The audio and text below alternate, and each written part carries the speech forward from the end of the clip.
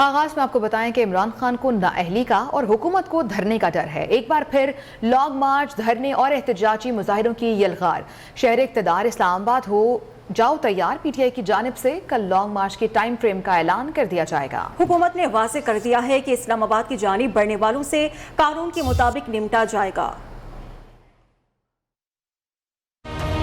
سیاسی اختلافات کی خلیج گہری ہونے لگی، شہر اقتدار میں بڑے سیاسی دھمال کی تیاریاں تیز۔ پی ٹی آئی کے ریڈ زون کی طرف چڑھائی کے واضح اعلانات اور حکومت کے اسلام آباد کو کنٹینر سٹی میں بدلنے کے اقدامات۔ اینگری ینگ مین کا روپ دھارے عمران خان ماحول خوب گرما رہے ہیں۔ ان کا صاف کہنا ہے کہ لانگ مارچ میں عوام کا سمندر اسلام آباد لاؤں گا، جو سلوک بھی حکومت نے کرنے کا پلان بنایا ہے وہ کر لے، رکنے والے نہیں ہیں۔ کپتان کے کھلاڑی اسد عمر نے واضح کر دیا کہ لانگ مارچ اور دھرنے کا ٹائم فریم کل دے دیا جائے گا۔ اس پر وزیر اعظم کا دو ٹوک الفاظ میں جوابی پلان، پی ٹی آئی کے لیے خطرے کی گھنٹیاں بجا دی۔ نیوز کانفرنس میں سوال کے جواب میں واشگاف کہا کہ کسی کو بھی دھرنے کی آڑ میں قانون ہاتھ میں نہیں لینے دیا جائے گا۔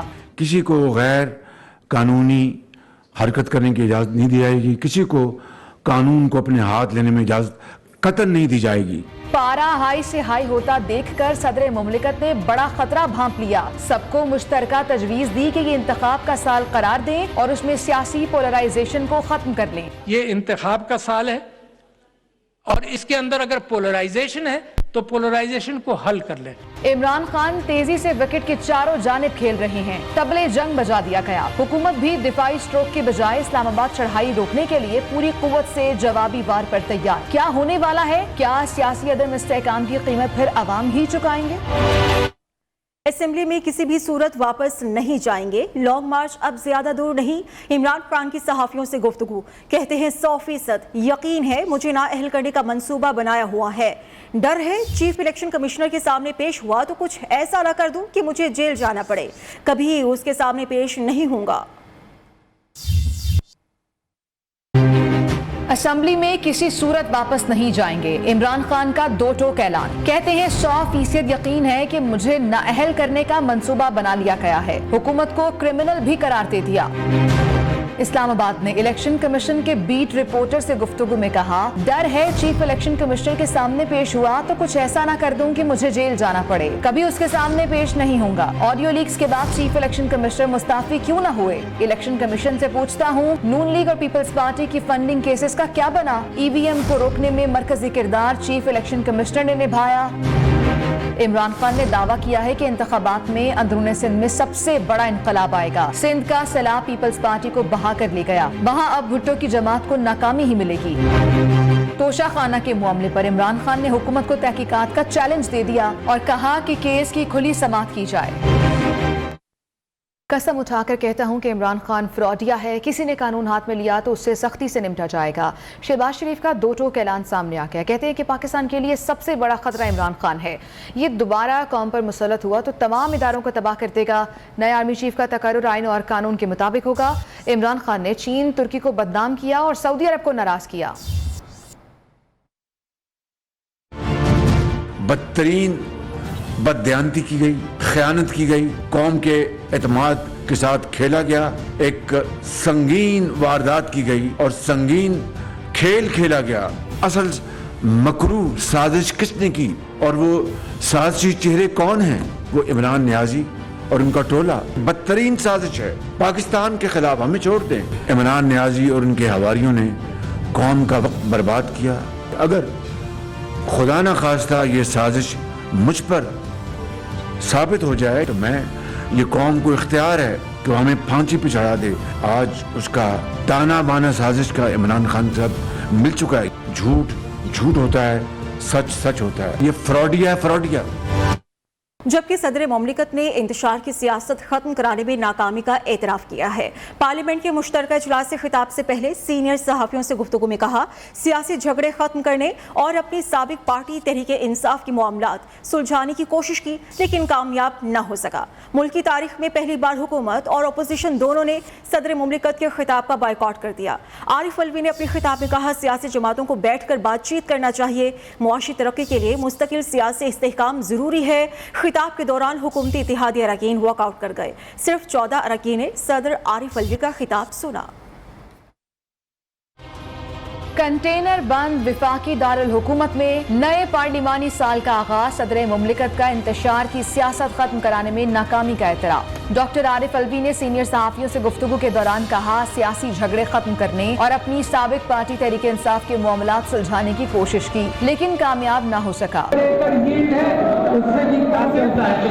सदर मुमलिकत का पार्लियामेंट के मुश्तरका इजलास से खिताब। मुल्की तारीख में पहली बार हुकूमत और अपोजिशन दोनों का सदर मुमलिकत के खिताब का बॉयकॉट। सदर मुमलिकत आरिफ अलवी ने अपने खिताब में कहा, सियासी जमातों को बैठ कर बातचीत करना चाहिए, मुआशी तरक्की के लिए मुस्तकिल सियासी इस्तेहकाम जरूरी है। सदर मुमलिकत ने IMF से मुआहदे को मुनासिब करार देते हुए कहा कि महंगाई को कम करने के लिए हुकूमत को कोशिश करना होगी। सदर मुमलिकत ने कहा, सैलाब में अफवाज पाकिस्तान का किरदार लायके तहसीन है। और सैलाब के हवाले से मैं सबसे पहले मुबारकबाद देना चाहता हूँ अफवाज पाकिस्तान को, जिन्होंने इस मुश्किल में उतर कर लोगों की मदद फरमाई। खिताब के दौरान हुकूमती इत्तेहादी अरकान वॉकआउट कर गए। शाहिद खक्कान अब्बासी, ख्वाजा आसिफ ने कहा, सदर ने आइन तोड़ा, इसलिए हम एहतजाजन ऐवान से बाहर आ गए हैं। पीपल्स पार्टी रहनुमा मंजूर वसान ने नियो न्यूज से गुफ्तगू में पेशगोई की, सदर आरिफ अलवी जल्द जाने वाले हैं। सिर्फ 14 अरकान ने सदर आरिफ अलवी का खिताब सुना। वज़ीर आला, वज़ीर आज़म और सदर आज़ाद कश्मीर भी इजलास में शरीक न हुए। Chairman joint chiefs of staff committee general Nadeem रसा,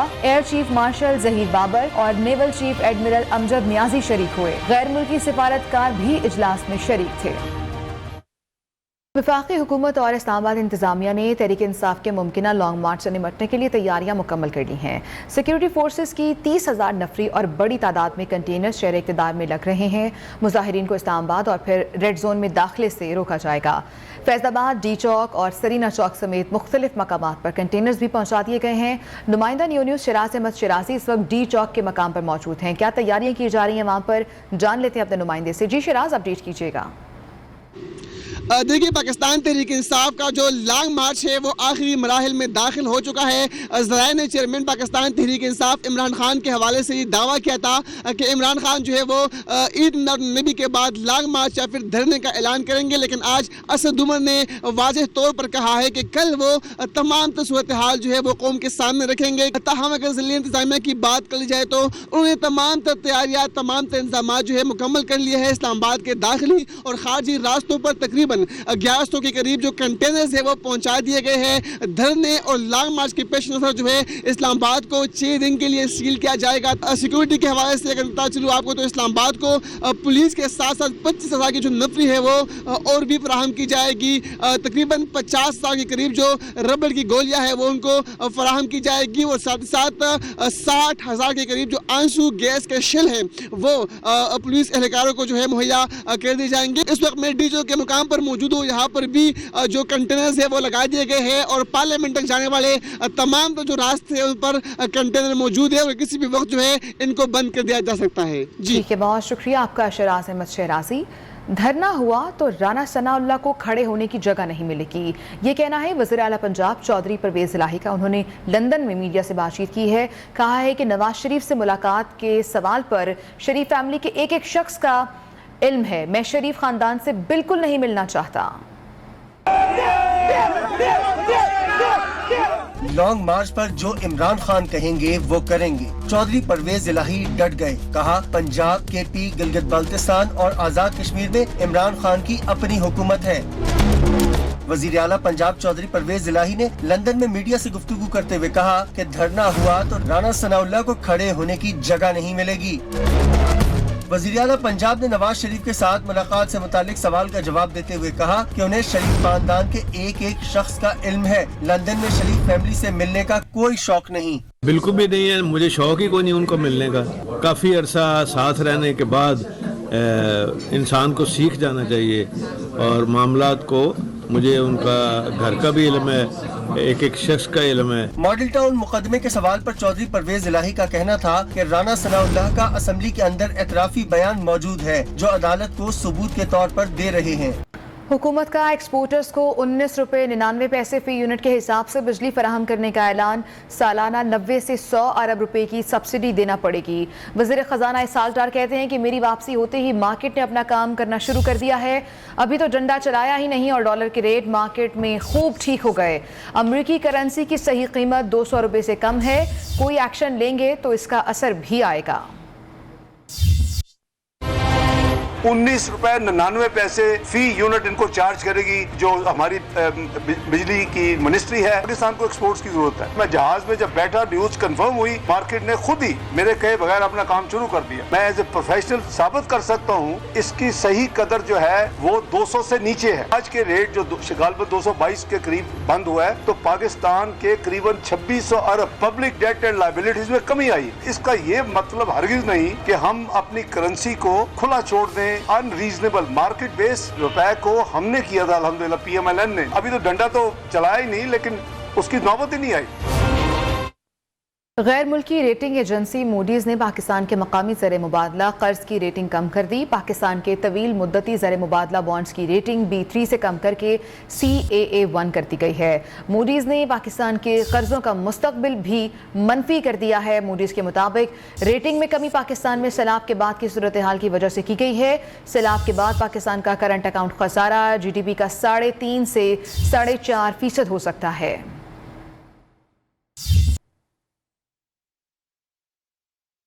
चेयरमैन पीपल्स पार्टी बिलावल भुट्टो कहते हैं इमरान खान ने खारजा पॉलिसी तबाह कर दी, मुल्क को नाकाबिले तलाफी नुकसान पहुंचाया गया। इस शख्स ने सऊदी अरब समेत दीगर ममालिक से ताल्लुकात ख़राब किए। मुश्किल वक्त में भी इमरान खान सियासत चमकाने में मसरूफ़ हैं। फ़ौरन फंडिंग खाने वाला शख्स दूसरों पर इल्ज़ाम लगा रहा है। सियासी मुकाबला ज़रूर होगा, मगर इस वक्त हमारी तरजीह सैलाब मुतासरीन की मदद करना है। इमरान खान का तरीका यह है कि इतना झूठ बोलो कि सच लगने लगे।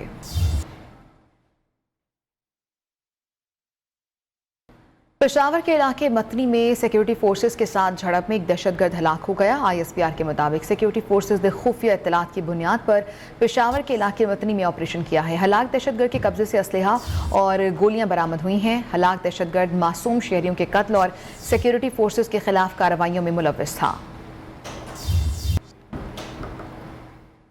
रुकन रहते हुए असेंबली से बाहर रहना पार्लियामेंट की तौहीन है। पाकिस्तान तहरीक इंसाफ के मुस्ताफी अरकान असेंबली की दरख्वास्त पर समाअत में जस्टिस अतर मीनल्लाह के remarks. Chief justice Islamabad high court ने कहा 5 दिन में मुतमईन करें, क्या आप वापस जाना चाहते हैं? रुकन रहते हुए असेंबली से बाहर रहना पार्लियामेंट की तौहीन है।